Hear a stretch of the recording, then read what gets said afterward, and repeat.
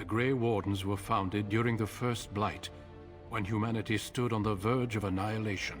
So it was that the first Grey Wardens drank of Darkspawn blood. This is the source of our power and our victory. From this moment forth, you are a Grey Warden.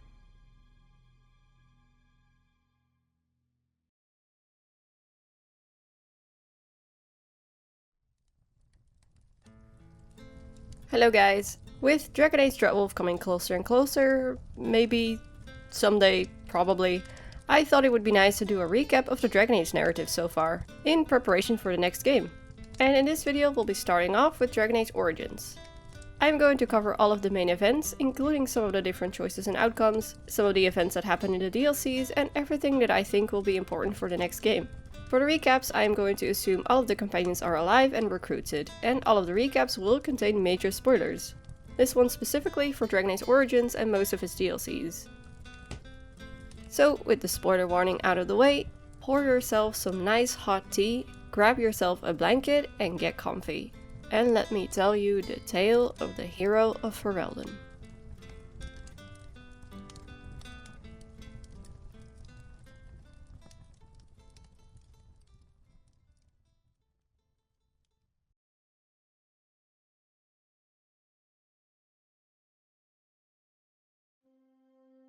Our tale begins in 930 Dragon, at the castle of Cousland in the Ternier of Highever.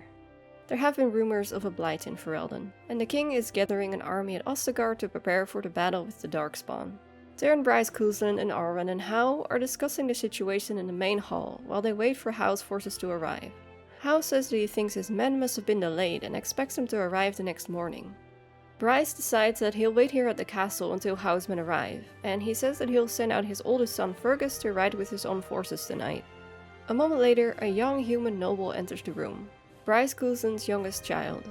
Bryce Cousland tells his youngest that they will be in charge of the castle while he and Fergus are leading the family's soldiers to join King Kellen's army. They are also introduced to Duncan, a senior Grey Warden. Duncan explains that he's here to look for Grey Warden recruits, and suggests that the young Cousland would make a promising recruit. Though the Terran isn't quite fond of the idea of letting his youngest child join the Grey Wardens. Even so, Duncan also has his eye on Sir Gilmore, a knight in service of the Cousland family, as a potential candidate. After being introduced to Duncan, the human noble is tasked with instructing Fergus to depart immediately with the Cousland forces. On their way to Fergus's room, they are met by Sir Gilmore, who tells him that their mother, Tyrna Eleanor Cousland, wants them to collect their dog from the kitchens. It turns out Dog was chasing a bunch of rats, and the human noble and Sir Gilmore assist Dog in killing them. Afterwards, young noble Cousland finds Fergus in his room as he says his goodbyes to his wife and son. Bryce and Eleanor join them soon after. After the family shares a last peaceful moment together, the human noble heads to bed, so that they are well rested for the day ahead. Little do they know, though. Later that night, the human noble is awoken by the sounds of battle coming from the other side of the door. The castle is under attack, and the men that infiltrated the castle aren't your average raiders. They are Howe's men. After Cousland and their dog fight off some men, they run into their mother, who tells them their father is missing. He never even came to bed. Together they fight their way through the castle, and as they search the other rooms, they find that Fergus's wife and son have been killed, along with many other people in the castle, even the servants. This is the goal. Everyone in the castle, dead. With most of the Cousland forces away from the castle, they are left vulnerable, a perfect target. Howe's men were never delayed. This was his plan all along. Howe has betrayed them. After collecting armor and weapons from the treasury, the human noble and their mother start heading towards the servants' exit in the larder, where they hope to find Bryce. When entering the main hall, they find Sir Gilmore instructing the few remaining defenders and holding off Howe's soldiers. Sir Gilmore tells him that Teyrn Bryce was wounded, and he was last seen heading for the larder. As Cousland and their mother enter the larder, they do indeed find Bryce, gravely wounded and unable to move. He tells him that he was ambushed by Howe's men, but he was rescued by Duncan, who brought him here. A moment later, Duncan enters the larder and confirms what Bryce had feared. Howe's men have surrounded the castle.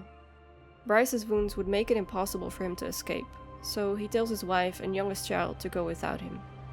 With the help of Duncan, they should be able to make it. Duncan agrees to help, but in exchange he asks to recruit the young Cousland, and reminds them of the looming threat of the Blight. Bryce agrees. Eleanor refuses to leave her husband's side, however, and tells her youngest child to go with Duncan alone.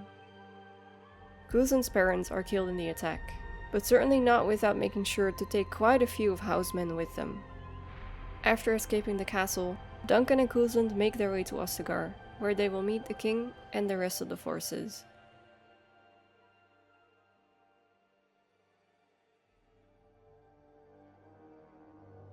Our tale of the mage begins in 930 Dragon, at the Circle Tower in Lake Calenhad. A young mage apprentice is about to go through their harrowing, the final test before becoming a proper mage. The test has them enter the Fade, where they will encounter several spirits and demons. Soon after entering the Fade, the mage apprentice meets Mouse. Mouse explains that he was an apprentice that failed his harrowing. The Templars killed him for it, and now his mind is stuck in the Fade, with no body to return to. Together with the help of Mouse, the mage apprentice manages to defeat several demons and spirits they encounter. The true test, however, becomes clear when the apprentice realizes that Mouse isn't who he says he is.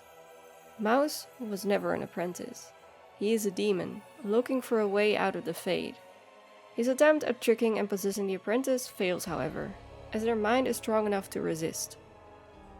After the exchange with the demon, it leaves, and the apprentice finishes their harrowing, and emerges as a fully fledged mage. As a young mage wakes up in their bed in the apprentice room, they are greeted by their friend Jowan. Jowan asks them about the harrowing and expresses that he is nervous about not having gone through the harrowing himself yet. After a short conversation, Jowan mentions that First Enchanter Irving wants to speak with his former apprentice, and he leaves. In Irving's office, the young mage is introduced to Duncan, one of the fabled Grey Wardens. Irving explains that Duncan is here because he is recruiting mages for the king's army, and after congratulating the new mage for passing their harrowing, he asks them to escort Duncan to the guest quarters. After doing so, the mage is approached by a nervous Jowan. Jowan says that he needs to talk to them, but not here. He doesn't feel safe talking here. The mage follows Jowan through the halls of the senior mage quarters to the Circle Tower's chapel. We should be safe here. Jowan introduces his friend to Lily, a Chantry initiate. Jowan explains that he and Lily are in love, but Lily's vows forbid her from engaging in relationships, so they have to keep it a secret. He also says that there are rumors going around about him being a blood mage. He says that the rumors are not true, but the Templars believe in them, and they are planning on making him tranquil. Lily says that she saw the documents confirming this, signed by First Enchanter Irving. They tell the mage that they are planning on destroying Jowan's phylactery and escaping, and they need the mage's help to do so. The mage can agree to help them, or tell First Enchanter Irving about the plan. Either way, the young mage ends up going with Jowan and Lily to destroy Jowan's phylactery. The three of them head down to the basement, where they eventually reach the phylactery chamber. They find Jowan's phylactery, sitting on one of the tables, and the mage gives it to Jowan. Jowan holds it in the air, contemplating his freedom for a few seconds, before dropping it to the ground. The glass shatters into pieces, blood splattering all over the ground. It is done. The phylactery is destroyed. Jowan is free. Lily, Jowan, and our mage hurry out of the phylactery chamber. But as soon as they come up from the basement, they are met by First Enchanter Irving and Knight Commander Gregor. Gregor expresses his disappointment and sentences Jowan to death and Lily to be taken to Aeonar, a Templar-run prison fortress. Before the Templars can do anything, however, Jowan steps in between them and Lily to protect her. He grabs a dagger and slices his own hand. Drawing power from his blood, he casts a spell, knocking over Gregor, Irving, and the other Templars. Lily is horrified. The rumors are true. Jowan is a blood mage. Jowan attempts to reassure Lily, and he says that he'll give it up. He'd give it up, all magic. He just wants to be with her. But having broken her trust, he fails to convince her, and she tells him to get away. And so, he does. Gregor is furious that the mage had a hand in helping a blood mage escape, and demands that they are punished. Before he can do anything, however, Duncan steps in. He tells Irving and Gregor that apart from mages for the king's army, he is also looking for Grey Warden recruits, and he says that he wants this mage to join the Grey Warden ranks. Gregor objects, but Duncan stresses that there are bigger threats out there than blood mages, and this mage is needed. Gregor objects again, but Duncan's mind cannot be changed. The mage says their goodbyes, and shortly after they leave with Duncan and head for Ostagar.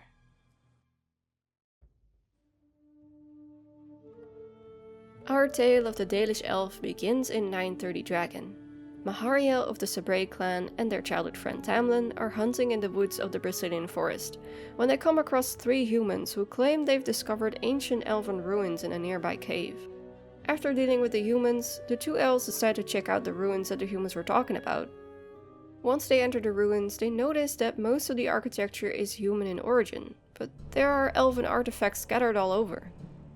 After exploring the ruins and dealing with traps, walking corpses, and a bearscarn, Tamlin finds a strange mirror. An alluvion. Curious, Tamlin looks into the mirror and sees fascinating images of an ominous underground city, and the mirror reacts to Tamlin's touch. As Tamlin keeps looking into the mirror, however, he senses a great blackness and a dark presence staring back at him. Everything is quiet for a moment. But then, the alluvion lights up and a great force emanates from the mirror, knocking Mahariel unconscious. They awake briefly, catching a glimpse of a strange human man talking to them, before passing out again. The Dalish elf awakes a few days later. They are back in the forest, back at the clan's camp, but Tamlin is nowhere to be seen. A moment later they are greeted by their clanmate Fenarel, who tells them that a Grey Warden had found them unconscious in a cave, alone, and he carried them back to camp before disappearing into the woods again. They had a fever when the strange human found them, and had just barely recovered from it. Keeper Marathari had managed to weaken the illness using old Dalish magic. A moment later, Keeper Marathari approaches Mahariel, and tells him that the Grey Warden that rescued him is named Duncan. After Mahariel tells the Keeper what happened, the Keeper tells him that, with the possible threat of the Darkspawn and the nearby human village causing trouble for the clan, she has decided it is time to prepare to leave for the north. Marathari wants to look for Tamlin one last time, however, and sends Mahariel, Merrill, and possibly Fenarel back to the ruins to look for him. After the Dalish elves make their way back to the ruins, they encounter a couple of Darkspawn. The group has no problem defeating them, but apart from the Darkspawn that now stalk the woods, there is something off. The forest is quiet. Too quiet. The air feels unnatural. Merrill theorizes that it might have been the mirror that caused this. They should be careful. Once Mahariel and her clanmates get back to the ruins, they find that the place is now filled with Darkspawn, and still no sign of Tamlin. They fight their way through, and when they enter the room where the mirror is located, they find Duncan, who's been investigating it. He explains that the mirror was somehow carrying the Darkspawn corruption, and Tamlin must have unleashed it when he touched it. This is how Mahariel got infected, and their recovery is only temporary. Before they leave the ruins, the mirror needs to be dealt with.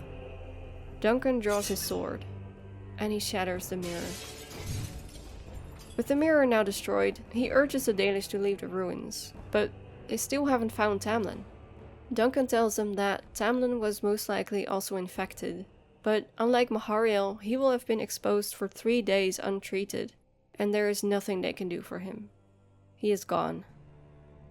Everything in these ruins has been corrupted. It is unsafe, and they should leave as quickly as possible. And should the Dalish ever return here, they should make sure to cleanse the place with fire. Once back at the Dalish camp, Duncan tells Keeper Marathari about what happened. When Mahariel speaks with them, they say that they have come to an arrangement. Mahariel is sick, and the only cure for them is becoming a Grey Warden. As it happens, Duncan has been looking for new recruits, and he says that he would like to take the Dalish elf with him to Ostagar. Keeper Marathari recounts that the Dalish were oaths to the Wardens long ago, and with no other options, the Keeper has agreed. After saying their goodbyes, Mahariel leaves with Duncan for Ostagar to become a Great Warden.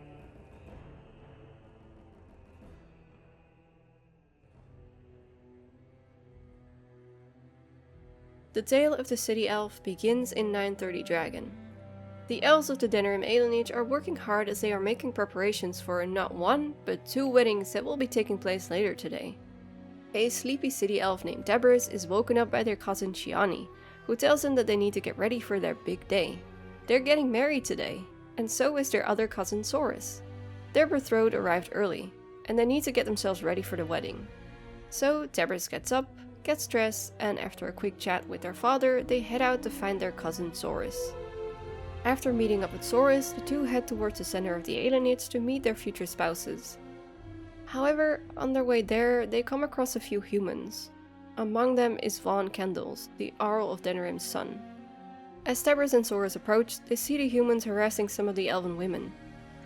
Tabris steps in, and while they are talking to Vaughn, Shiani decides she isn't going to take shit from this guy, so she grabs a bottle, a pretty big one at that, and hits him in the face with it, knocking him unconscious.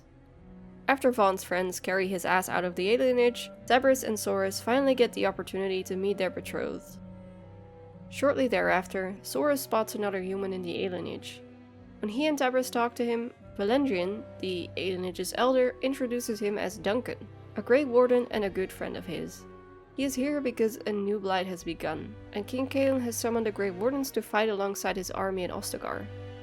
Valendrian points out that this is kind of an awkward timing, as there is to be a wedding. 2, in fact. And so Duncan says that his concerns can wait for now, and he leaves the 2 city elves to prepare for their wedding ceremony. And later that day, the wedding ceremony does indeed take place. However, not too long after the ceremony starts, it is interrupted by Vaughn, who has returned with a group of armed guards, and he abducts some of the elven women. And a few different things can happen depending on whether the city elf is male or female. Both are always knocked unconscious, but if the city elf is female, she will be taken with the rest of the women, and will have to fight her way out of the castle.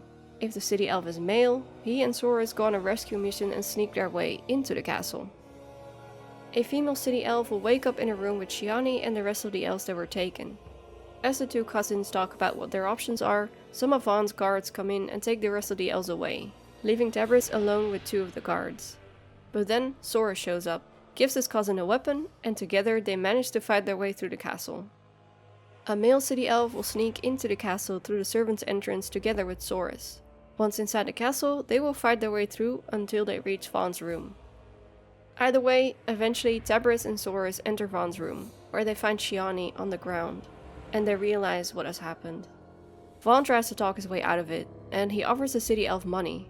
If they refuse Vaughn's offer, they will end up fighting Vaughn and his friends, killing all of them. For a male Tabris, his fiancée will be found in a nearby room. For a female Tabris, her fiancé was unfortunately killed by the guards during their rescue mission. After dealing with Vaughn, they leave the castle with Shiani and the rest of the other elves. But soon after their return, the city guards show up at the alienage to arrest the city elf for the attack on the Jarl of Denerim's estates and killing the Jarl's son. Before Tabris can be taken away, however, Duncan invokes the right of conscription and saves him from being arrested. And so, after saying their goodbyes, Tabris travels to Ostagar with Duncan, leaving the alienage behind. The Noble Dwarf's tale begins in 930 Dragon. In the palace of Orzammar, a feast is being prepared to celebrate the dwarf noble's appointment as Orzammar's newest commander. Before the feast officially starts, the dwarf noble is told by Gorham, their second in command, that Lord Harrowmon has opened up the provings and suggested they go and watch. On their way there, the dwarf noble runs into their older brother Trian and their younger brother Balin. Trian, being the oldest and heir to the throne, arrogantly demands the dwarf noble joins the ceremony at the throne room at once. However, Gorham tells him that they wouldn't be needed for a few hours at least, which Trian clearly doesn't appreciate as he looks down upon dwarves of the lower caste. After their brothers leave, the dwarf noble and Gorham head to the proving grounds, where the dwarf noble can either watch or participate themselves. Later that day, the dwarf noble joins the feast, where they, as King Endrin's second child, are officially named Orzammar's next commander. The king announces that the new commander will be part of a mission tomorrow, to go into the deep roads and strike a blow against the Darkspawn in order to recover access to some of their most important mines. Not only that, but he will also allow their honored guest, Duncan, head of the Ferelden Grey Wardens, to venture far into the deep roads and investigate the Darkspawn there. While they seem to be withdrawing, they are massing on the surface, and Duncan fears a new blight. After the feast, the dwarf noble is met by Balin, who has a worrying message for them. Trian is going to try to kill them. It is hard to believe, but he overheard him giving the orders to his men. Trian thinks that they are a threat to him taking the throne, and he might even be right about that. The people and the assembly think highly of the dwarven noble. They are more personable and well regarded than Trian has ever been, and while rare, the assembly has named a lesser family member king or queen before. If the dwarf noble is victorious against the Darkspawn tomorrow, their father might replace Trian on the spot, and if not, the assembly will surely turn on him once King Endrin dies. Trian's pride will never allow him to step aside. Killing him might be the only option. The next day, the dwarves head into the deep roads. The king sends a dwarf noble along with Gorim on a special mission to retrieve the shield of Aeducan. After fighting some Darkspawn, they find the chamber where Paragon Aeducan is entombed, as well as the shield. However, they are ambushed by a group of mercenaries. After dealing with them, the dwarf noble finds Trian's Aeducan signet ring, indicating that, perhaps, Balin was right about Trian's plans. After retrieving the shield, the dwarf noble and their group head back to the meeting point where they find Trian and his guards. If the dwarf noble had agreed to kill Trian when Balin gave the warning, a fight will break out, and Trian will be killed. If the dwarf noble refused, Trian and his guards will already be dead. As the dwarf noble stands over the body of their older brother, Balin and the king's party arrive. Balin then claims that the noble has killed Trian in order to become king or queen, and no amount of protest convinces the dwarven lords otherwise. The dwarf noble is arrested on the spot and sent to a cell. It doesn't take long before their sentence is carried out. They are to be sealed in the deep roads to fight Darkspawn until they are overwhelmed and killed, while Gorim is exiled to the surface. And so the dwarf noble is sent into the deep roads with nothing but their clothes and a weapon. They wander the deep roads for some time, fighting off some Darkspawn. But then... By the Maker, it's a dwarf! Lady Aeducan, what are you doing here alone? Where are your troops? The dwarf noble runs into Duncan and the rest of his Grey Warden party, who are still investigating the Darkspawn. Recognizing the dwarf noble's skill, he decides to recruit them into the Grey Wardens. And so, they leave for Ostagar, where they will fight the Darkspawn hordes alongside the human forces led by King Kaelin.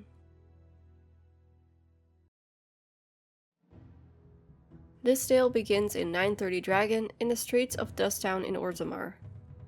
The dwarf commoner is part of the Braska family, a family of castless dwarves living in poverty in Dusttown.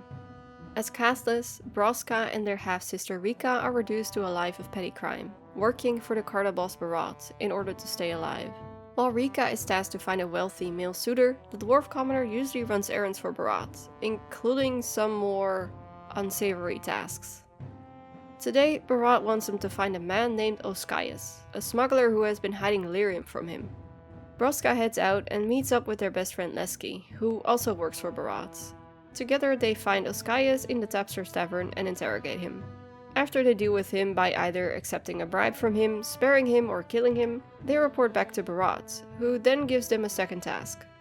The warrior caste is hosting a proving today, and Barat is betting on a fighter named Everd. Braska and Leski are to get into the proving grounds and find out who Everd is fighting, and drug the fighter's drink to make sure Everd wins. Barat mentions that he has a lot of coin riding on this, his and that of others, and he makes it very clear that failure is not an option. If I don't see Everd's name on the winner's sheet, you'd better make sure I never see you or your sister ever again. When Braska and Leski get into the proving grounds, they spot one of the famed Grey Wardens. After a short conversation with him, Braska learns that the Grey Warden is called Duncan, and that he is here helping to find recruits for the Grey Wardens. When Duncan leaves, Braska and Leski continue looking for Everd. Luckily, it doesn't take long for them to find him, but the man is in a bit of a rough state. It seems Averd has had one too many, and is now passed out on the floor. He won't be fighting anyone anytime soon. With failure not being an option, Lesky suggests that Broska put on Everett's armor and fight in his place, since they are about the same size and because they always brag about how good of a fighter they are. It's risky, and they'll need to make sure no one finds out Acasus is taking part in the proving. But with this seemingly being their only option, Broska agrees. Their plan seems to work. No one seems suspicious, and the dwarf commoner manages to defeat their opponents with ease. As their third opponent falls, the crowd cheers. Now it is time for the last opponent to enter the ring. One last fight, and their work here will be done. But before the last opponent can be announced, a drunken man stumbles into the arena. It is Averd, the real Averd. Shit. It doesn't take long for the proving master to shout imposter. The dwarf commoner is forced to remove their helmet, and with the Castus brand on their face now clearly visible, the proving master calls for the guards. Duncan, who was watching the proving and clearly impressed by Broska's skill, tries to change the proving master's mind. But this is Orzammar's law, and there is nothing he can do. Broska wakes up in a cell, with Lesky in a cell next to them. As the two of them talk about how to escape, Jarvia enters the room. She is Barat's second in command, and they are surprised to see her here. She tells them that they are in Barat's personal dungeon, and that he spent a lot of time and money bribing the right people to get them here. But now, they are loose ends, and when Barat gets back, he'll make sure to deal with them. Broska and Lesky aren't planning on sitting there and waiting for their death though, and they manage to break out of their cells. They fight their way through the hideout, killing every guard they come across. And when they get to Barat, they make sure to kill him too. But killing Barat doesn't solve everything. The dwarf commoner is still wanted for impersonating Averd and fighting in the proving, and every guard in Orzammar is probably looking for them right now. And indeed, it doesn't take long for them to be found. As soon as they exit the hideout, they are met by a group of guards. As the guard tells them to drop their weapons, someone approaches. It's Duncan, the Grey Warden they met earlier. Still impressed by the dwarf's courage and skill, he uses the rite of conscription to recruit them, somewhat frustrating the guard. With the Darkspawn becoming a larger threat on the surface every day, the dwarf commoner joins Duncan, leaving Orzammar behind them.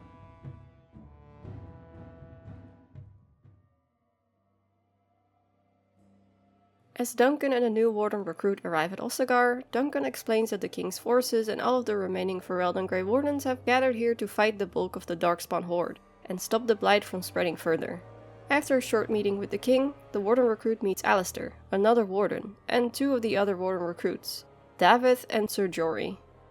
They are tasked to go into the Korkari Wilds to collect Grey Warden treaties and 3 vials of Darkspawn blood, one for each recruit. The group fights off some Darkspawn and collects the vials of Darkspawn blood, but once they reach the location of the Grey Warden treaties, they discover that the chest in which the treaties are supposed to be is empty. It is there that they meet Morrigan, an apostate mage living in the Korkari Wilds. She says that her mother Flemeth had taken the treaties, and she offers to take the group to her so that they can ask to get them back. Once the treaties have been collected, the group heads back to Ostagar where they get ready for the joining. There, Duncan explains what the joining ritual entails. Drinking Darkspawn blood. Not all who drink the blood survive. Those that do are forever changed. Davith, step forward. David is the first to drink. Unfortunately, the corruption in the Darkspawn blood is too much for him, and he does not survive. Sir Jory is shocked by what he sees, and thinks of his wife, heavy with child. This isn't worth it. Panicked, he draws his blade. Duncan tells him that there is no turning back. When Jory still refuses, Duncan kills him. The Warden recruit is now the only one that's left. With no other option, they accept the chalice and drink.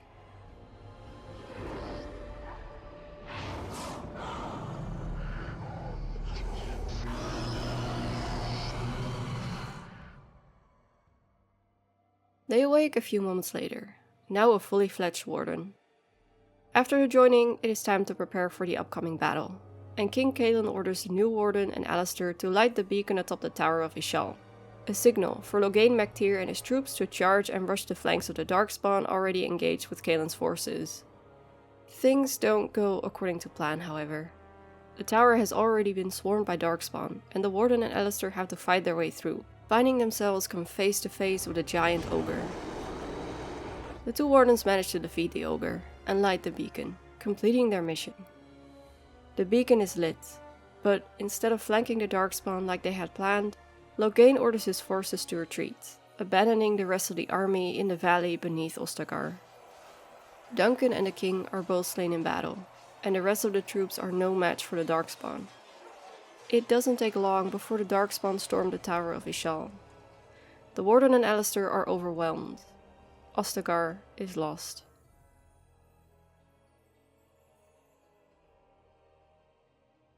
When the Warden wakes up, they are no longer in the tower.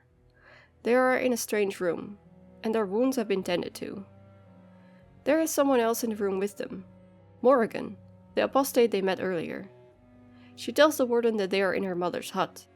Flemeth was able to save the Warden and Alistair by turning into a giant bird and plucking them from the top of the tower before the Darkspawn could get to them. But Ostagar has fallen. The man that was supposed to flank the Darkspawn quit the field, and the king is dead. Alistair is not taking it well.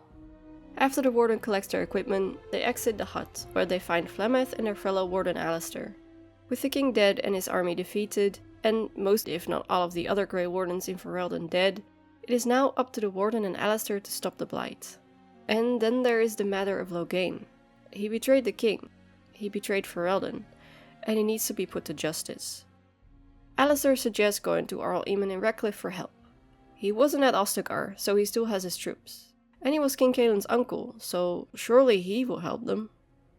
But Eamon is not the only ally they could call upon. Alistair remembers the Grey Warden treaties still in their possession. With the treaties, they will be able to get the allies they need. The army of Redcliffe, the mages of the Ferelden Circle Tower, the elves in the Brecilian Forest, and the dwarves of Orzammar. They will be able to build an army, and the task ahead of them might not be impossible after all. Before they leave, Flemeth says that there is one more thing she can offer the young Wardens, and she says that Morrigan will help them on their quest to stop the Blight. Her magic will be useful, and she knows the wild, so she will be able to get them out while avoiding the Darkspawn.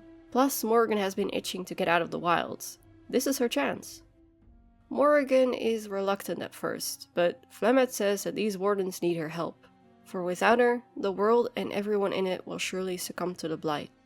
After thanking Flemeth and saying their goodbyes, the party travels to the nearby town of Lothering to resupply and gather information before pursuing the treaties. At the same time in Denerim, Ferelden's capital city, Loghain presents his own version of the events at Ostagar to Ferelden's nobility, placing the blame for what happened at Ostagar solely on the Grey Wardens. He outlaws the order and places a bounty on the heads of the survivors and declares himself regent.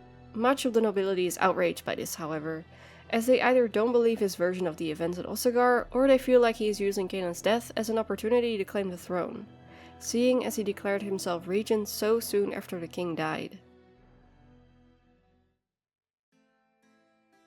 If the Warden is not a human noble, the party will encounter a familiar Mabari while on their way to Lothering. And look, I know I skipped over this while covering the Ostagar part of the recap, but can we all just agree right now that the dog being saved just has to be canon? Okay? Alright. So, the party runs into a familiar looking Mabari. The Warden remembers seeing him at Ostagar. He must have survived the battle. The dog helps the party fight off a group of Darkspawn and decides that he would like to join them on their journey. And so, Dog joins the party. When the party arrives in Lothering, they find the town in chaos. With many people fleeing from the Darkspawn, the town is filled with refugees and bandits. The party deals with a particular group of bandits trying to convince the Warden that they are toll collectors. And after they go over their plans one more time, the party proceeds into town. Their first stop is at the local inn. When they enter, however, they are met by a bunch of Loghain's men who believe the Wardens are responsible for the king's death. Before the Warden can say anything, a Chantry sister steps in, and she tries to convince the men that they are just more poor souls seeking refuge. But Loghain's men can't be convinced, and they threaten the Chantry sister and order the Warden to be taken into custody, and a fight breaks out. Loghain's men surrender, and afterwards the Chantry's sister introduces herself as Leliana. Leliana tells the Warden that she wants to help them stop the Blight, and if the Warden asks her why, she will tell them that the Maker told her to do so through a vision. The Wardens need all the help they can get, and so they accept Leliana's offer and she joins the party. While spending time in Lothering resupplying and helping the townsfolk, the party comes across a caged Qunari. When the Warden talks to him, he says that he is Sten of the Barasad, and he is a prisoner, convicted of murder, and that he will soon die. When the Warden asks Sten if he seeks atonement, he says that death will be his atonement. But the Warden suggests that there are other ways for him to redeem himself, and offers to release him so that he can join them and help defend the land from the Blight instead. Sten agrees and joins the party. He will follow the Warden into battle, and in doing so, he shall find his atonement. On their way out of Lothering, the party comes across two dwarves who are being attacked by Darkspawn. After defeating the Darkspawn, the older dwarf thanks the party and introduces himself as Bodan. He's a merchant, and the other dwarf with him is his son Sandal. After a short conversation they part ways, and the party moves on. At some point during their travels, the Warden wakes up from a terrible nightmare, in which they get a glimpse of the Archdemon. Alistair explains that part of being a Grey Warden is being able to hear the Darkspawn, and that is what the dream was, hearing them. The Archdemon speaks to the Horde, and the Grey Wardens can feel it too. That's how they know this is really a Blight. When a Warden talks to Alistair about being a Grey Warden, he will also reveal that the Wardens usually don't live very long. The older they get, the stronger their corruption will grow, and eventually the Warden will begin to hear the calling.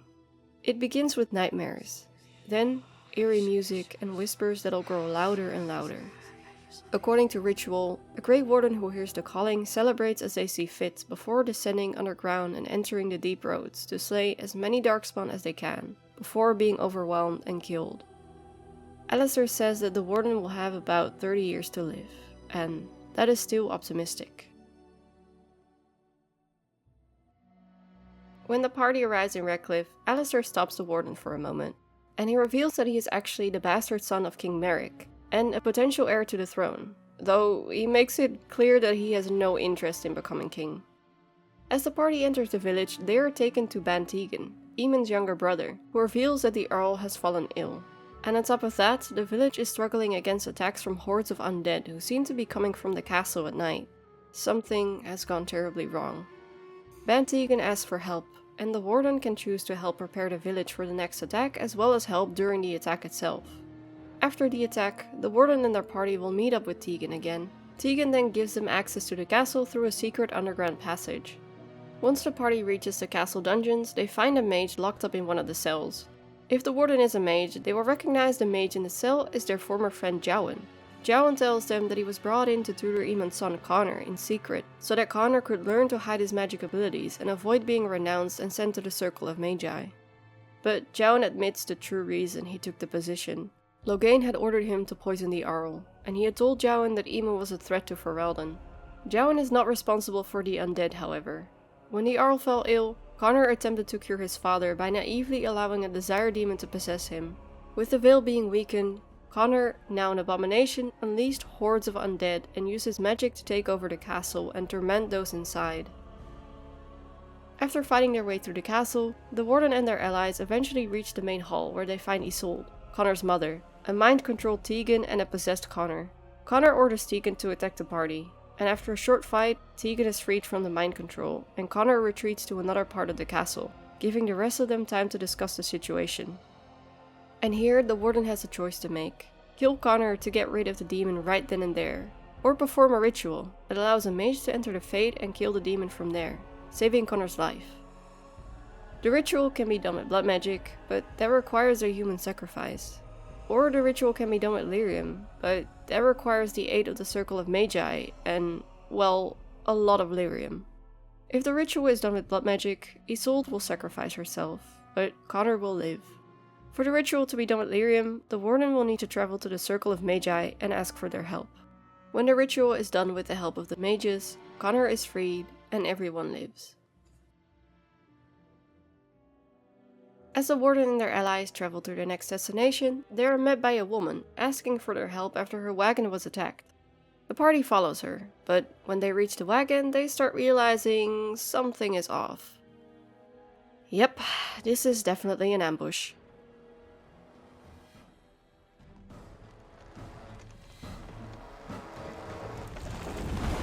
The Grey Warden dies here! After defeating the assassins, the Warden decides to keep the unconscious leader of the group alive and interrogate him.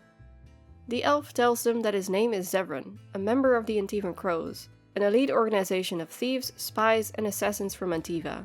He was hired by Loghain to kill any of the remaining Grey Wardens, which he clearly did not succeed at. When the Warden asks him if he is loyal to Loghain, he tells them no, he is not loyal to Loghain, he was simply sent to do his job. Now that he failed, his life is forfeit. If the Warden doesn't kill him, the Crows will, so he asks to join the Warden instead, offering to protect and serve them in exchange for his life. The Warden accepts his help, and so Zevran joins the party on their quest to stop the Blight. Upon arriving at the Circle Tower, the Warden discovers that it is under attack by demons, abominations, and rebel blood mages. Knight Commander Gregor has ordered the Templars to quarantine the tower, and is considering using the Rite of Annulment, which permits them to kill all the mages inside the tower. The Circle is unable to aid the Warden so long as the tower is full of demons and blood mages, and they must be dealt with first. The Warden agrees to help cleanse the Tower of Demons, and they promise to look for First Enchanter Irving and the other survivors as well. So the party steps out of the main hall, into the tower, as the Templars lock the doors behind them. Soon after entering, the party finds a group of mages who have put up a magical barrier and have managed to hold out against the abominations and demons. One of them is a mage named Wynne, who wants to join the group as long as their goal is to save the remaining mages. If the Warden intends to kill all the mages and go through with the Rite of Annulment, Wynne will attack in an attempt to stop them. She doesn't survive the fight, however, and she is killed by the Warden.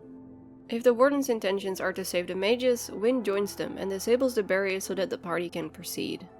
After fighting their way through several floors of demons, they encounter a powerful sloth demon, who sends them into the Fade.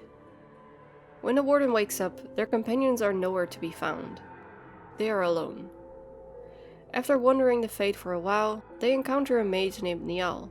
Niall tells the Warden that he had been seeking the Litany of Adrala, which would allow him to prevent the blood mages from using mind control. However, he was trapped by the sloth demon before he could get a chance to use it. Niall also reveals that one of the senior enchanters named Uldred had attempted to persuade the Circle to ally with Loghain in exchange for greater freedoms from the Chantry, but when Loghain's treachery at Ostagar was revealed, the Circle would have no part in his plans. Uldred tried several things afterwards. He tried to explain Logan's actions, he tried to escape, but nothing worked. In a last attempt to get what he wanted, he summoned a demon. In that, he failed as well, as he got possessed and turned into an abomination, unleashing the chaos and the monsters now roaming the Circle Tower's halls. The Warden eventually finds their friends in the Fade and rescues them from their nightmares. After they kill the sloth demon, they are able to leave the Fade. Niall isn't able to join them, however, as his mind has been stuck in the Fade for too long, and his mortal body will already be deceased. He encourages the Warden to take the litany from his body to aid in the fight against Uldred. Eventually, the Warden and their allies reach the Harrowing Chamber, where Uldred is attempting to turn a few Circle mages into abominations, including First Enchanter Irving. If the Warden took the litany from Niall's body, they are able to disrupt Uldred's spells and prevent the mages from turning. Eventually, Uldred is slain. Peace slowly returns to the Circle, and the Warden has gained the aid of another ally. If the Warden chose to help Connor by performing the ritual with lyrium and the Rite of Annulment was not carried out, they can now ask the Circle for help, after which some of the mages travel with the Warden to Redcliffe to free Connor from the demon. During their time at the Circle, the Warden is able to find an item called the Black Grimoire, located inside a chest in Irving's office in the senior mage quarters, on the second floor of the Circle Tower. It is a black leather-bound book with a tree on the cover, and it can be gifted to Morrigan. When the Warden does so, Morrigan says that she'll need some time to study it. After Morrigan has had some time to study the book, she will approach the Warden in camp. She says that the Grimoire describes how her mother Flemeth has managed to live for so long. As she gets old, she raises a daughter, and eventually takes over her body when her current one would die. Morrigan is disturbed by this discovery, and she isn't planning on letting her mother take over her body, so she asks the Warden for help. When the Warden agrees to help, she says that she wants them to travel to Flemeth's hut, confront the old witch, and kill her. Afterwards, find Flemeth's real grimoire and return it to Morrigan so that she can study it. Morrigan tells the Warden that they will have to do this without her, because she doesn't want to risk getting possessed during or after the fight. So when the Warden travels to Flemeth's hut, Flemeth will be waiting for them, somehow already knowing what Morrigan's intentions are. She knows Morrigan has sent the Warden to kill her, so she offers an alternative. Let her live, take the grimoire, and tell Morrigan she is slain. If the Warden agrees, she leaves, and tells him that they will not meet her again. If the Warden refuses her offer, Flemeth accepts her fate, and turns herself into a high dragon before the fight begins. After Flemeth has been defeated, the Warden will find her grimoire inside a chest in her hut. When the Warden gives it to Morrigan, she thanks him, and says that she will begin studying it immediately. The undead in Redcliffe have been dealt with, but Arl Eamon, while stable, is still ill. Healers have tried everything, but nothing has worked so far. But they are not out of options just yet. The Urn of Sacred Ashes, otherwise called the Urn of Andraste, is a sacred relic which contains the ashes of the prophet Andraste. It was carried from the Tevinter Imperium all the way to the Frostback Mountains. It is said that the ashes possess incredible healing abilities, unmatched even by the most powerful spells. If there is anything that will cure the Arl, it'll be the Urn of Sacred Ashes. There are different ways the Warden can learn about the urn. One in Lothering, from one of the knights tasked with finding the urn, and the other from Tegan and Isolde if she is still alive. Either way, all the signs point to Denerim and a scholar named Brother Genetivi. So the party travels to Genetivi's home in the Denerim Market District. When they enter the house, they are greeted by Waylon, Genetivi's loyal assistant. Waylon tells them that Genetivi is missing, and that he was last seen at the Lake Calenhad docks. Upon further questioning Waylon, it becomes incredibly obvious that he is hiding something. He is very evasive and offers conflicting information about Genetivi's location. The Warden has the option of following the Lake Calenhad lead or investigating Genetivi's house further. Either way, it turns out that Waylon is actually an imposter, a member of a cult that call themselves the Disciples of Andraste. He attacks and is killed by the Warden. The body of the real Waylon is then found in the back room, lying beside Brother Genetivi's research journal.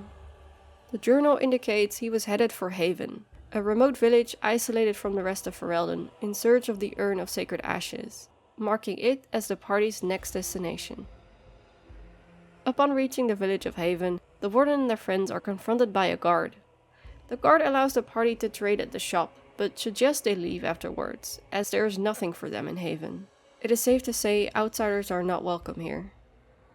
While exploring, it becomes clear that the village is not what it seems. The villagers act suspicious, and in one of the houses, the Warden can find an altar covered in blood. To be fair, we don't know where the blood came from though. I mean, it could be from anything, right?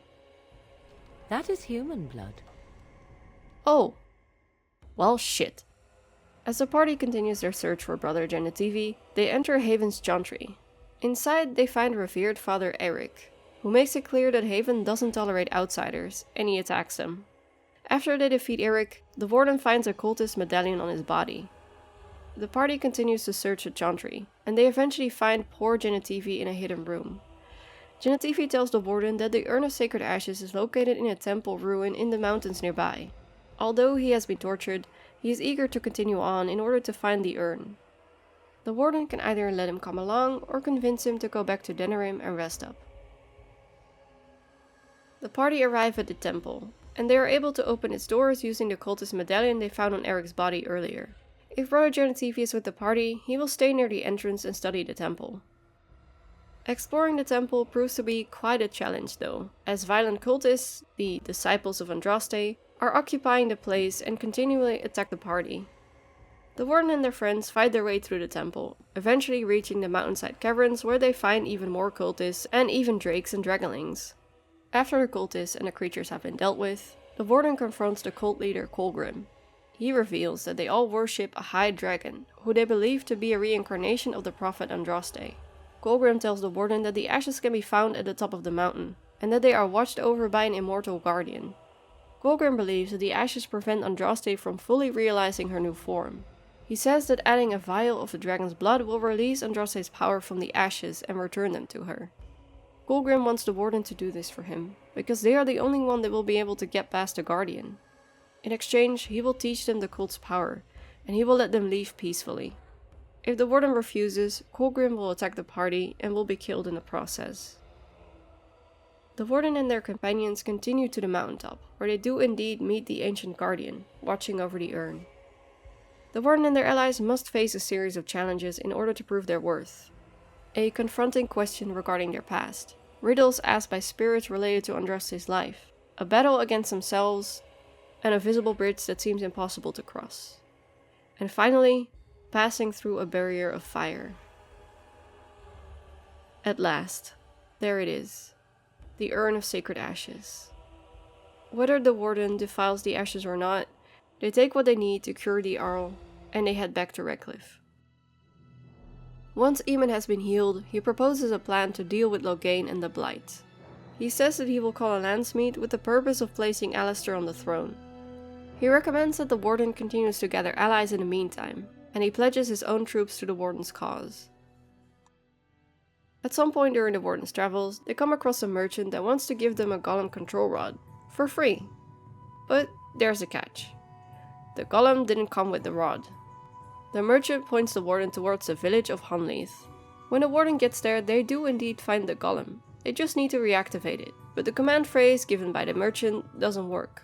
Nothing happens. So the Warden decides to explore the village further, and stumbles upon a group of people threatened by Darkspawn. After the Warden deals with the Darkspawn, a man that was with the group asks them what a Grey Warden is doing in Hunleith. The Warden explains that they came here looking for a golem, but the command phrase doesn't work.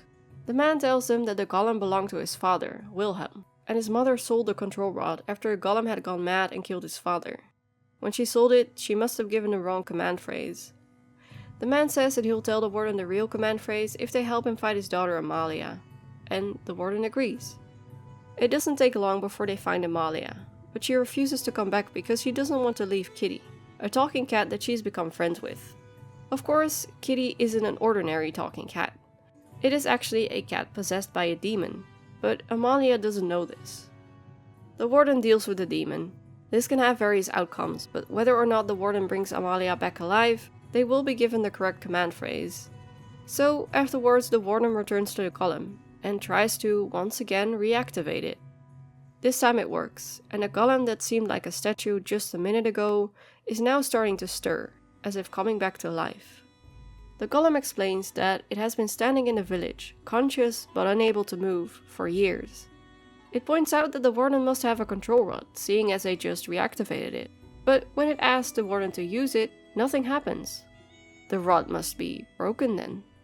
That means the golem has complete free will, but it doesn't quite know what to do with it. The golem asks the Warden what their intentions were, and they tell the golem that they could use it to fight against the Darkspawn. The golem agrees to follow the Warden, for now, and says that it is called Shale. In order to recruit the Dalish elves to their cause, the Warden's party travels to the Brecilian Forest. The Dalish are unable to support the Warden, however, for they are currently dealing with a problem themselves. They've been attacked by werewolves, and many of their hunters are either near death or have turned into werewolves themselves. Zevran, keeper of the clan, informs the Warden that he should be able to cure his fallen hunters if they can slay the great spirit wolf called Witherfang and bring back its heart. After heading into the forest, the party is suddenly ambushed by a group of werewolves led by Swiftrunner. Swiftrunner tells them that they are not the mad, mindless beasts Zevran claims they are. After warning the Warden to stay away, Swiftrunner and his group of werewolves leave, and the Warden heads further into the forest. Eventually, the Warden's party reaches some old ruins, the way to the werewolf's lair. Before they can enter, they are once again met by Swiftrunner, who, once again, tells the Warden to turn back. When the Warden refuses, Swiftrunner attacks. The werewolves fail to defeat the Warden, however, and Swiftrunner starts to back away. The Warden and their companions close in on him, but then, suddenly, the Warden is tackled and thrown to the ground. A white wolf. Witherfang? The White Wolf's intervention allows Swiftrunner to retreat safely into the ruins. When the Warden tries to enter the ruins, they find that the door has been blocked from the inside. Of course. They find another way in and fight their way through the ruins, eventually reaching the werewolf lair. Inside they find a werewolf who requests a parley, and says that this is the will of the lady. The Warden agrees and the werewolf takes them to meet this lady. The lady, or if we go by her full name, the Lady of the Forest, turns out to be an alternate form of Witherfang, and she reveals that it was Zevran himself, in fact, who centuries ago unleashed the werewolf curse upon a tribe of humans who had captured his son and daughter, resulting in both of their deaths. Those responsible are long gone now, yet Zevran refuses to end the curse. So the werewolves spread the curse to his people, in the hopes that this would finally convince Zevran to end the curse and free the werewolves to return to their human forms at last. But alas, the Lady of the Forest asks the Warden for help. Go to Zevran and bring him here. If he sees these creatures, hears their plight, surely he will agree to end the curse. Here the Warden has another choice to make.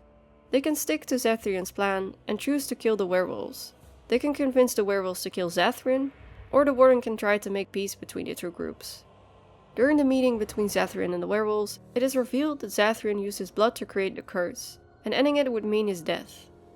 If the Warden succeeds in brokering peace between them, Zevran ends the curse, and the werewolves revert back to their original human form.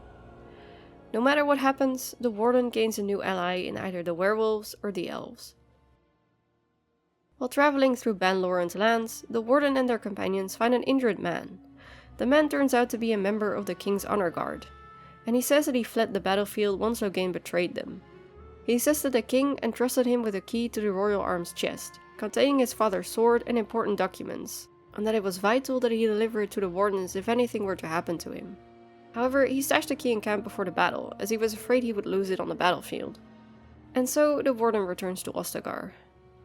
When they get there, the place is still crawling with darkspawn, and big parts of the ruins have been destroyed.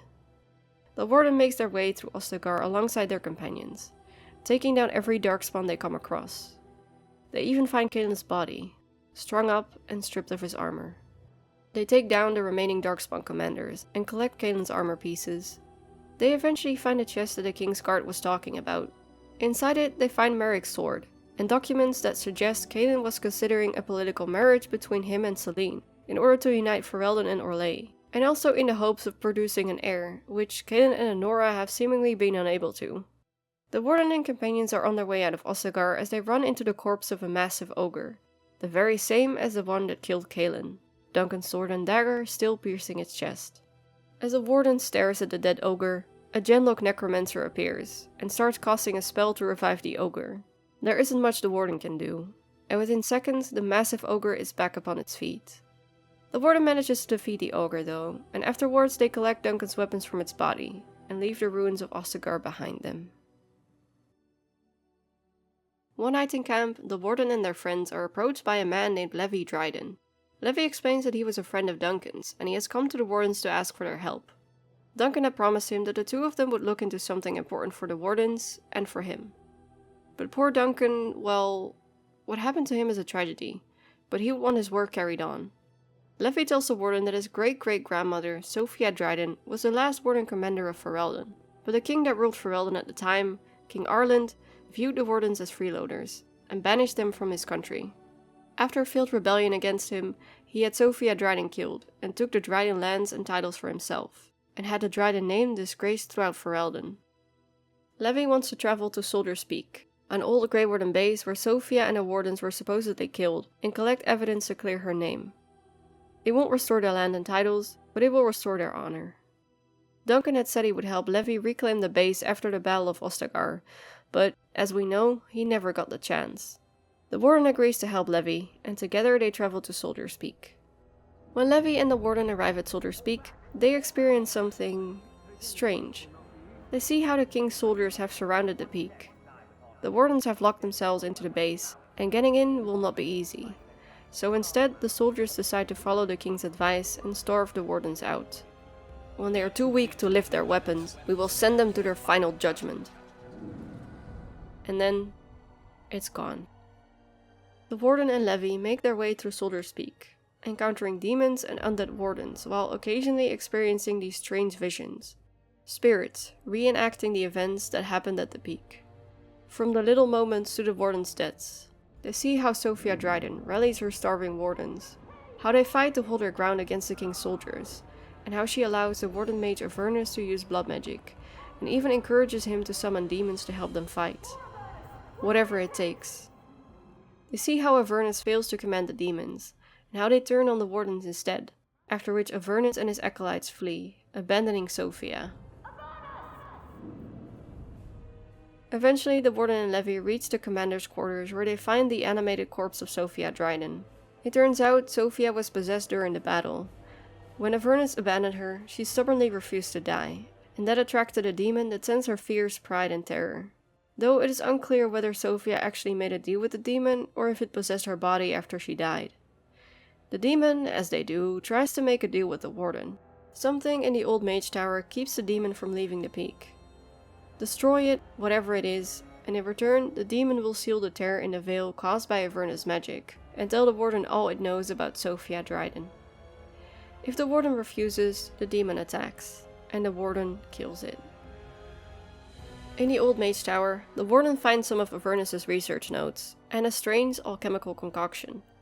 Avernus' notes reveal that he was trying to find a way to alter the joining ritual, to make Wardens more powerful while stopping the corruption from spreading, and ultimately finding a cure for the calling.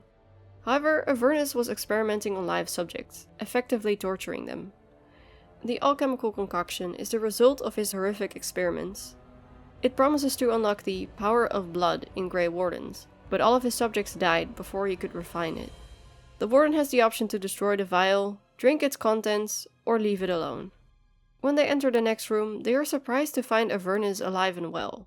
He says that he used blood magic to extend his life, and when asked about his experiments, he tells the Warden that his initial goal was to use the Darkspawn corruption to fight the demons that have taken over Soldier's Peak, but his research discovered so much more.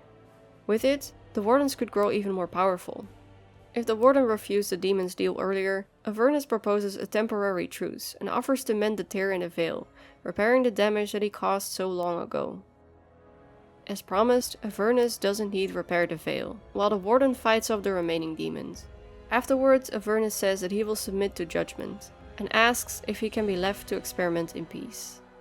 If the Warden allows him to continue his research ethically, Avernus promises to send for the Warden when he has results, whenever that may be.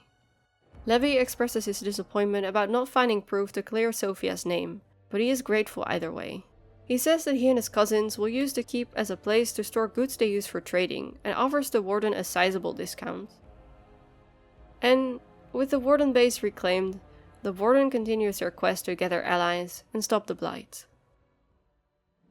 When the Warden and their friends reach Orzammar's gates, they witness an interaction between one of Orzammar's guards and a man who turns out to be Loghain's messenger. He says that Loghain demands the allegiance of the lords in Orzammar's assembly, but the guard refuses to let him pass. He explains that King Endrin Aeducan died not even 3 weeks ago, and so far the assembly has failed to vote on a successor. If the matter is not settled soon, a civil war will break out. The Warden tells the guard that they need Orzammar's help, and upon seeing the Grey Warden treaties, he allows them to enter the city. Once inside the city, the Warden learns that the two candidates for the throne are Prince Balin Aeducan and Lord Pyrrell Harrowmont. Balin is the king's son, and has more of a progressive mindset when it comes to ruling Orzammar, but he is not well liked, and if the Warden is a dwarf noble, they'll know that Balin got them exiled into the Deep Roads after setting them up for Trian's murder, Trian being their older brother and the original heir to the throne.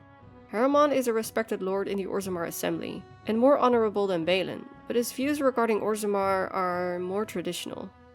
The dwarves will not be able to aid the Warden until a new king has been chosen, so the Warden decides to help.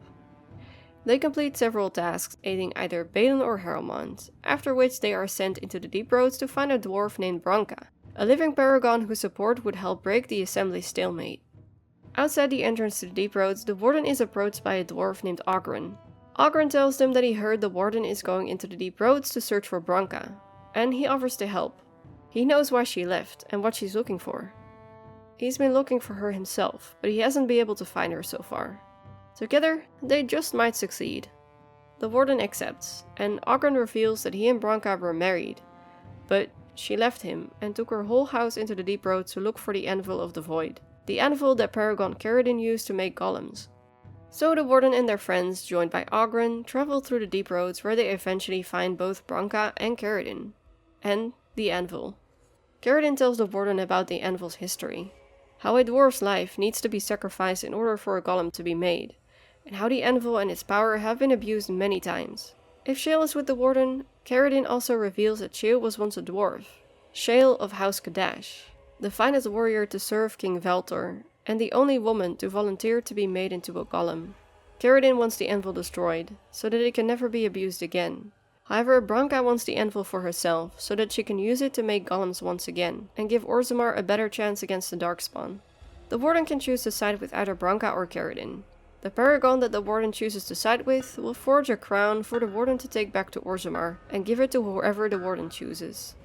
The Warden returns to Orzammar and tells the assembly what happened in the Deep Roads, presenting the crown that was forged for them.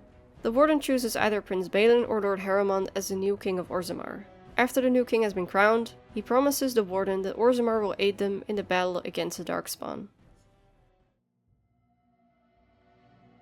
With all allies gathered, the Warden and their friends return to Redcliffe to inform Arl Eamon that it is time to call for the Landsmeet. Eamon sends the appropriate messages to the other nobles and invites the Warden to travel with him to Denerim, where the Landsmeet will be held. They stay at his estate while they prepare for the Landsmeet, and he urges the Warden to go out into the city and try to enlist the support of the bands who will vote during the Landsmeet. However, they are interrupted by a surprise visit from the Queen's personal maid, Erlina, who reveals that Queen Honora is being held against her will by Allren and Howl, Loghain's most important supporter, and, if the Warden is a human noble, also the same man that killed the Warden's family. According to Erlina, she claims to have heard Howl plotting the murder of the Queen and pinned the crime on Arl Eamon. So the Warden and allies set out to rescue the Queen, and they manage to sneak into Howl's estate. They do find Honora, but she is trapped in a room that is not only locked, but also sealed by magic. In order to free her, they'll have to search the estate for the mages maintaining the spell and Howl's key. While searching the estate, the party comes across a Grey Warden from Orlais, locked up in Howl's dungeons. The strange Warden makes good use of the distraction caused by the party's arrival, and manages to take out a guard watching over his cell. He introduces himself as Riordan, and explains that the Wardens of Orlais wanted to send someone to investigate what was going on in Ferelden after they were turned back at the border. As a native Ferelden, Riordan volunteered, but Howl captured him and locked him up in his dungeons. Riordan says that he will seek out the Warden later, and starts making his way out of the estate, while the Warden continues their search. Things go well until the Warden runs into Howl himself, along with an escort of his soldiers and mages. A battle follows, but the Warden emerges victorious. Howl is killed, and the Warden takes the key from his corpse. With the mages also dead, the spell holding Honora should be disabled. The Warden frees Honora, and together they start heading for the exit. Right before they can escape, however, they are blocked by Sir Gothrien and a group of Loghain soldiers. Gothrien wants to arrest the Warden for the murder of Arl Howl, and offers them a choice: surrender peacefully, or die. The Warden tries to explain that they're here because Honora was being held against her will, and all they wanted was to rescue her. But to the Warden's surprise, Honora denies this, and instead accuses the Warden of kidnapping her. A fight breaks out, the Warden is overwhelmed and passes out. Okay, as a side note, it is actually possible to win this fight, but it is very difficult, so for the recap we're just going to assume the Warden lost. After the Warden's arrest, Honora informs Eamon of the Warden's capture, seemingly to salvage their possible allegiance. The Warden wakes up in a cell together with one of their companions, possibly Alistair, and it turns out that they have been sent to Fort Draken to await execution. The Warden can either break out and escape by himself, or wait for their other companions to rescue them. Either way, the Warden manages to escape Fort Draken and ends up back at Eamon's estate, where they start preparing for the Landsmeet. While preparing for the Landsmeet, Honora tells the Warden that she suspects Loghain and Howl might have done something to cause unrest in the Denerim alienage. Whatever he did to upset the elves could possibly be used as evidence against Loghain during the Landsmeet, so the Warden decides to investigate. They arrive at the alienage and they learn that a plague is broken out. Foreign Circle mages that had been sent to help have moved the sick elves into quarantine. No one knows whether the mages speak the truth though. The elves have been in here for days, and no one is allowed to visit and no one has come out. The people are starting to become suspicious of the strange mages. Shiani tells the Warden that the elves that are taken into quarantine simply disappear, and some of the elves that were taken weren't even sick. Upon further investigating the situation, the Warden discovers that the mages moving the elves into quarantine are actually Tevinter mages, and that they aren't helping the city elves at all. The mages have been taking and sending the elves to Tevinter to be sold into slavery, with permission from Loghain in exchange for gold to fund his army. The Warden tracks the next shipment of missing elves to a Tevinter warehouse, where they fight their way through and eventually confront Caladrius, the leader of the Tevinter slavers. Caladrius tries to make a deal with the Warden, which the Warden can accept, but for this recap we're just going to assume the Warden refuses, after which Caladrius attacks. Caladrius and his mages are a tough opponent, but the Warden and their allies manage to defeat him. Caladrius tries to negotiate with the Warden one last time, offering to enhance their physical health using a blood magic spell that would sacrifice all the elves in the room. The Warden of course once again refuses Caladrius' offer and kills him. With the Tevinter slavers defeated, the Warden is able to free the elves. They thank the Warden and return to their homes. It is finally time for the Landsmeet to start. As the Warden enters the room, Arl Eamon begins to speak to the nobles, in the hopes of convincing them of Loghain's ill intentions. There are several things that determine the outcome of the Landsmeet, based on choices made both during the Landsmeet and throughout the events leading up to it. But I don't want to make things too complicated for this recap, so I'm going to skip over a lot of details and I'll go over all the possible outcomes later. For now, all you need to know is that the two main candidates for the Ferelden throne are Alistair and Honora. During the Landsmeet, both Loghain and the Warden argued their respective cases. Loghain maintains that the Grey Wardens were responsible for Caelan's death, and that they should all be executed. He wants Ferelden to unite under him, in order to secure their independence from the Orlesians, who he still sees as a threat. The Warden counters Loghain's arguments by reminding the nobles that the Blight is the real threat here, not Orlais, and the Grey Wardens aren't the ones that betrayed Ferelden. There are a few other things the Warden can bring up during the Landsmeet, mainly the crimes Loghain has committed, like having Arl Eamon poisoned, letting Howl imprison and torture innocents, and allowing the elves of the Aeonids to be sold into slavery in order to fund his army. If the Warden gained the favor of the nobles before the Landsmeet, they even speak up in support for the Warden. After both parties have presented their arguments, the nobles start voting. No matter what the outcome is though, the Landsmeet ends in a duel. Loghain versus either the Warden themselves, or one of their companions as their champion. Loghain ultimately loses the duel, and surrenders, after which he is either executed or recruited into the Wardens. Either way, at the end of the Landsmeet, a new ruler is chosen, and with the Ferelden civil war settled, the Warden and their allies travel to Redcliffe to prepare for the battle with the Darkspawn. On the eve of battle, Riordan, the Grey Warden that was rescued from House Prison, has some unsettling news.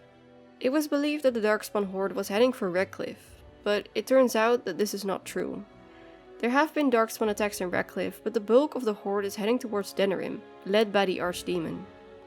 Arl Eamon declares that they will start marching to the capital at sunrise, and suggests that the Warden get some rest while they can. There is one more thing, however. Riordan asks to speak with the two Wardens as there is something they need to discuss. Something Duncan has not told them yet. You see, when an Archdemon is slain, its essence passes through the corruption and possesses the nearest Darkspawn, making the Archdemon essentially immortal.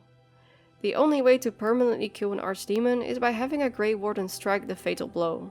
The essence will be drawn into the Grey Warden instead. A Darkspawn is an empty, soulless vessel, but a Grey Warden is not. Because of this, the essence of the Archdemon is destroyed. But so is the Grey Warden. This is the only way, which means it is up to the Warden, Riordan, and either Alistair or Loghain to kill this thing.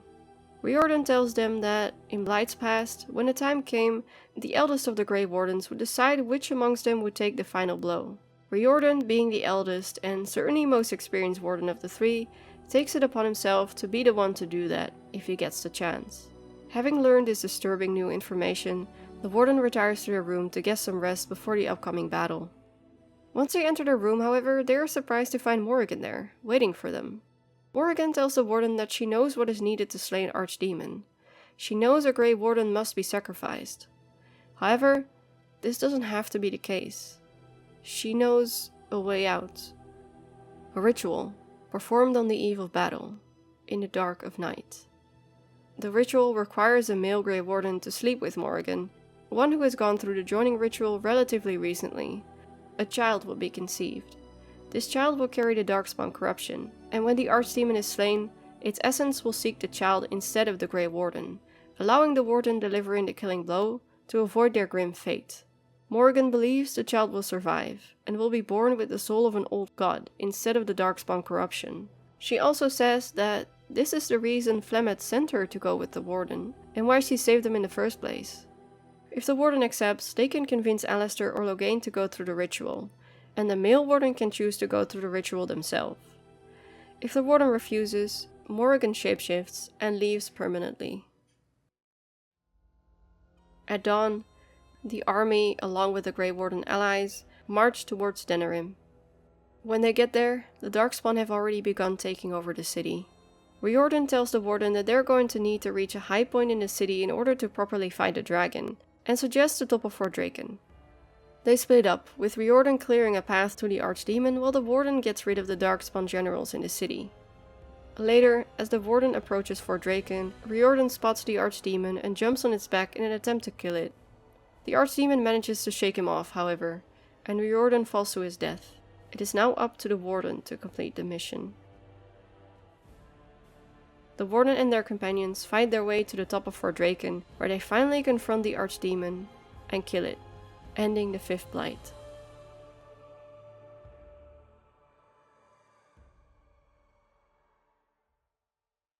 So, there are a few different ways the story can end, and the biggest consequences come from what happens in the Landsmeet and during the final battle.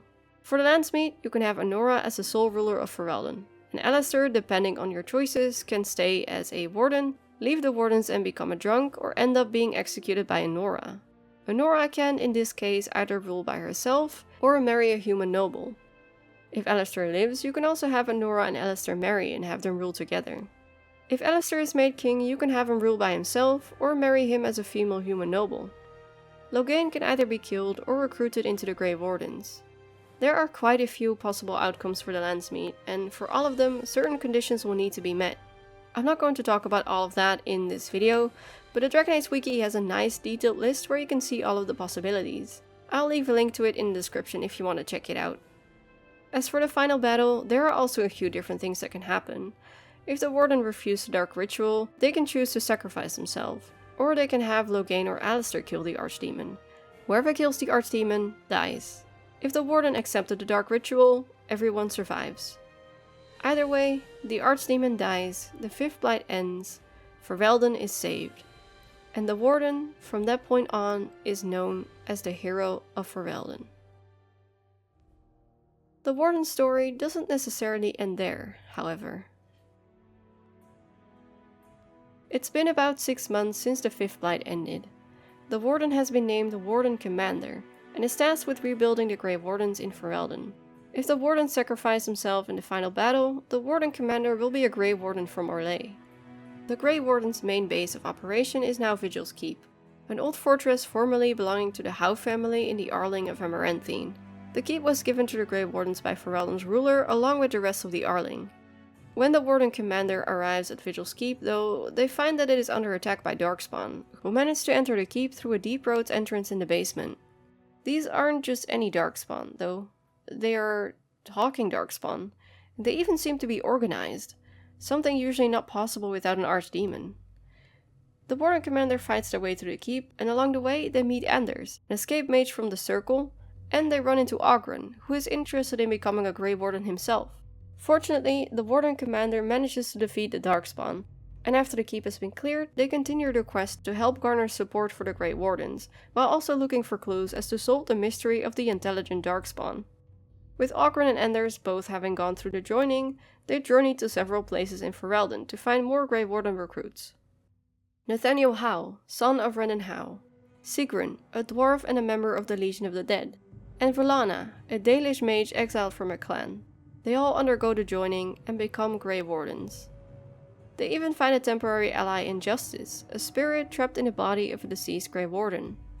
During their travels, the party finds out more about the Talking Darkspawn, and it turns out the leader of the Talking Darkspawn is called the Architect, who discovered a way to sever the connection between the Darkspawn and the old gods using Grey Warden blood, making the Darkspawn self-aware. He seeks to awaken all the Darkspawn this way, eventually ending the Blights. When the Architect tried his ritual on the Broodmother, it backfired. The Mother, as she calls herself, is driven insane by the absence of the old god's calling, and gathers her own Darkspawn army to fight back against the Architect. Eventually, their conflict reaches the surface, and the Arling of Amaranthine becomes the site of their battle. The Mother sends a force of Darkspawn to attack the city of Amaranthine, and the Warden commander along with their fellow Wardens travel to the city to help fight off the Darkspawn. However, a Darkspawn called the Messenger, sent by the Architect, warns them of the Mother's plan to destroy the Wardens by revealing she was luring them to defend the city of Amaranthine, while sending another group to destroy Vigil's Keep. The Warden commander will have to choose between defending the city of Amaranthine or defending Vigil's Keep. However, if they properly upgraded the keep and strengthened its defenses, the Warden is able to successfully save both Amaranthine and Vigil's Keep. After defending either the city, the keep, or both, the Warden commander travels to Drake's Fall, where the Mother's Den is located, and there they are met by the Architect himself. The Architect tells the Warden commander that what happened at Vigil's Keep was a misunderstanding. He had sent Darkspawn to the keep to ask for the Grey Warden's help, but the Wardens mistook it for an attack. He also explains his plans to stop future blights by letting Darkspawn drink Warden blood. A reverse joining ritual, if you will. Once a Darkspawn goes through this ritual, they are freed from the Archdemon's calling. They think for themselves, and they speak. Some, however, have reacted poorly, and have turned against the Architect. The Mother is gathering them to put a stop to the Architect's plans, and he asks the Warden to work together and help him kill the Mother. If the Warden commander refuses, the Architect attacks and is killed in battle. Afterwards, the Warden commander continues and kills the Mother without the help of the Architect. If the Warden agrees to the Architect's proposal, they seek the Mother out together. The Mother then reveals that the Architect was the cause of the 5th Blight. He tried his reverse joining ritual on the Archdemon Urthemiel, but it failed. Instead, the Archdemon woke up and headed for the surface. The Architect keeps his word though, and helps the Warden commander defeat the Mother. After the Archdemon was slain and the 5th Blight ended, Morrigan, companion of the Hero of Ferelden, vanished, never to be heard from again. That is, until now. It has been about a year since the Archdemon was slain and the 5th Blight ended, and word has reached the Grey Wardens that Morrigan has returned to Ferelden. It seems that she has been sighted in the Korcari Wilds, where the Warden first met her. So the Warden commander decides to travel south in the hopes of finding their former companion. They start their search at Flemeth's hut, where they find an elven warrior named Ariane, who is also looking for Morrigan. She says that Morrigan stole a sacred elven tome from her clan, and she wants to get it back. Their search leads them to the Ferelden Circle Tower, where they meet Finn, a human mage who decides to help them in their search. Eventually, they manage to track down Morrigan, and they find her standing in front of a mirror, an illuvian. And it seems Morrigan was expecting them. She tells the Warden that the mirror is a portal, and she has gone through great lengths to find and activate it. The Warden gets the opportunity to ask Morrigan some questions, which Morrigan does answer. Afterwards, he provides the Warden with a warning. This Flemeth you should be aware of. Not me. Hunt her if you hunt anyone. If the Warden killed Flemeth during the events of the 5th Blight, they can point out that Flemeth is dead. But Morrigan tells them that her mother has tricked her way past death and more. She thought she knew what her mother wanted. She thought she craved immortality. But she was wrong. She is no blood mage, no abomination. She is not even truly human. The ritual was but a means to an end, a herald for what is to come.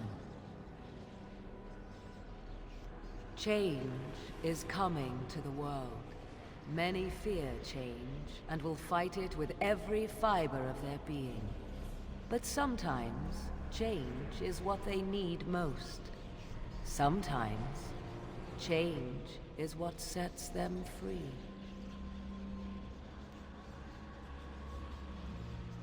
What I want is unimportant now.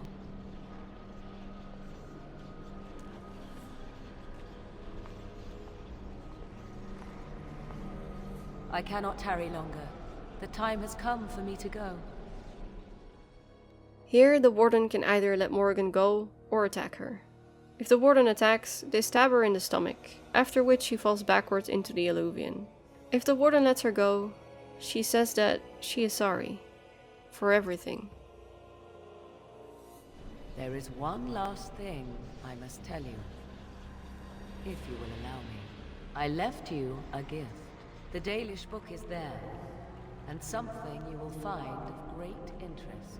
Goodbye, my friend. She then turns around and disappears into the alluvion. After collecting the elven tome that Morgan had left for them, no doubt curious about what interesting information it might contain, the Warden departs, leaving the alluvion behind. And that is the tale of the Hero of Ferelden. Thank you so much for watching, especially if you made it all the way to the end. I totally underestimated how long this video would take, and I feel like I spent way too much time on the script, so thank you guys for being patient with me. I promise the next video will be shorter than this and won't take as long. Let me know if you enjoyed a recap like this though, because I am planning on doing one for Dragon Age 2 and Inquisition as well. And if you liked this video, let me know by liking this video. Or leave a comment and let me know what your favorite Dragon Age Origins moment is. Oh, and one more thing. If you want to support the channel, check out my Patreon. I frequently post updates and sneak peeks there. The link will be in the description. That's it for now though. Thanks again for watching, and I hope to see you on the next one.